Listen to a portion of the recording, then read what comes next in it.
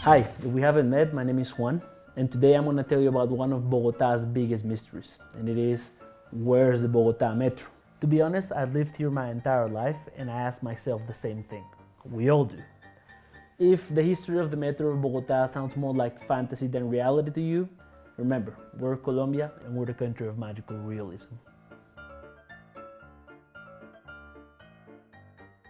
The tragi-comedy of the Bogotá metro system started almost 80 years ago, in 1942, when the city was home to about 380,000 people. The mayor at the moment, Carlos Sanz de Santa Maria, thought that the best way to improve the growing traffic of the city would be to implement a metro system. The price, however, made him think twice, and instead, we ended up with an iconic trolley system. The trolley didn't last long. During El Bogotazo, the riot started by the murder of Jorge Eliezer Gaitán in 1948, a good portion of downtown Bogotá was destroyed. After this, Mayor Fernando Villegas decided to scrap what was left of the trolley system and replace it by a metro system.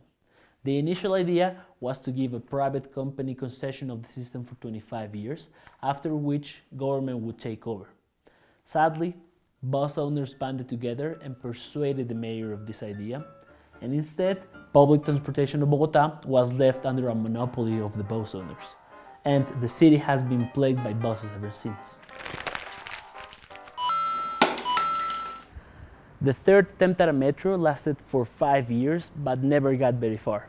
In 1953, General Rojas Pinilla took power in the country through a peaceful military coup. Among the many infrastructure projects that he proposed for the country was the metro system for Bogotá. Sadly, during the same years, Bogotá was in the hands of some mayors that were a bit unenthusiastic about the metro project. By 1957, when General Rojas Pinilla was overthrown by another military coup, we had national and international project proposals for the metro, but none of them came to fruition. At the point, we had 500,000 people living in Bogotá and still no metro. Bogotá would have to wait until 1961 for a new metro proposal.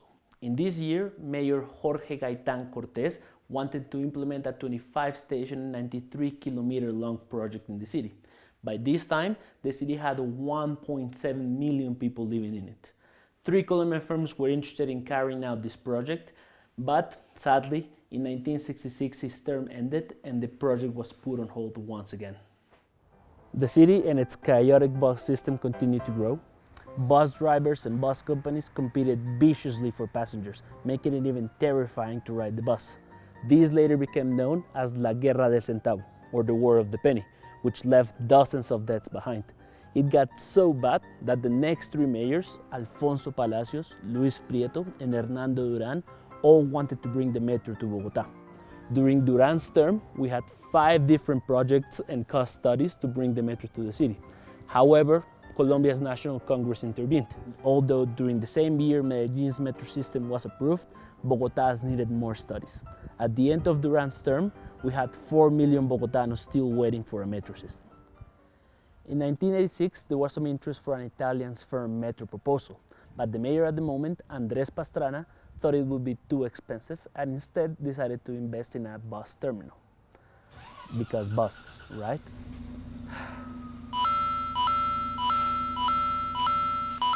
Every single mayor during the 90s explored the possibility of creating a metro project for Bogotá.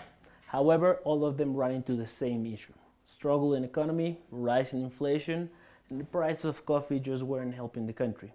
By 1999, our mayor, Enrique Peñalosa, created what would become the main public transportation system for the city, Transmilenio, or Transmi.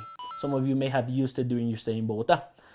Although Transmi did help the city, it would quickly prove that it wasn't a full-scale solution for what the city needed. In 2008, Samuel Moreno was elected mayor of Bogotá, which by that point already had 7 million people living in it. His flagship project, as it would be for every mayor after that, was the Metro of Bogotá. But when he got to office, he ran into the same issues that those mayors in the 90s did: a bad economy and lack of support from the national government. Still, he hired a Spanish consultancy firm to carry out technical studies for the Metro of Bogotá. But all of this was stopped when he was removed from office and jailed due to one of the biggest corruption scandals in the history of the city. In 2013, Mayor Gustavo Petro contracted design studies for the new metro of Bogotá, this time underground and with 27 stations. He even took a picture with the president of Colombia, Juan Manuel Santos, handing him a check for the cost of the project. Still, check or no check, the project never even started. After Petro, Enrique Peñalosa, the Transmilenio guy from '99, was elected back into office with the metro as one of his biggest campaign proposals. However, as soon as he got back into office, he started backing away from his promises by saying things like, en práctica, Transmilenio hace lo mismo que un metro, pero más barato. In the end, he hired a Chinese firm to carry out studies and designs, this time for an elevated metro system. So, recently Claudia Lopez has been elected. And even though she said from the beginning that she doesn't think Peñalosa's proposal is the best for the city, she has vowed to continue with the project. So, if all goes well, by 2028, Bogotá will have its first full operational metro line. A mere 86 years after the first proposal failed, and only 166 years after the first metro line in the world in London. So you can understand why we're a bit skeptical as Bogotanos, right? But who knows, this will be it. Hey guys, thank you so much for watching this clip. If you liked it and you want to support Clips for Tips, very easy, just hit on the donate button below.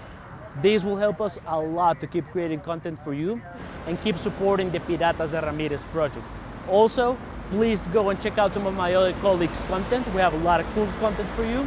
And remember that every like and share, it's a blessing for us. So I'll see you next time. I'm going home right now. Bye.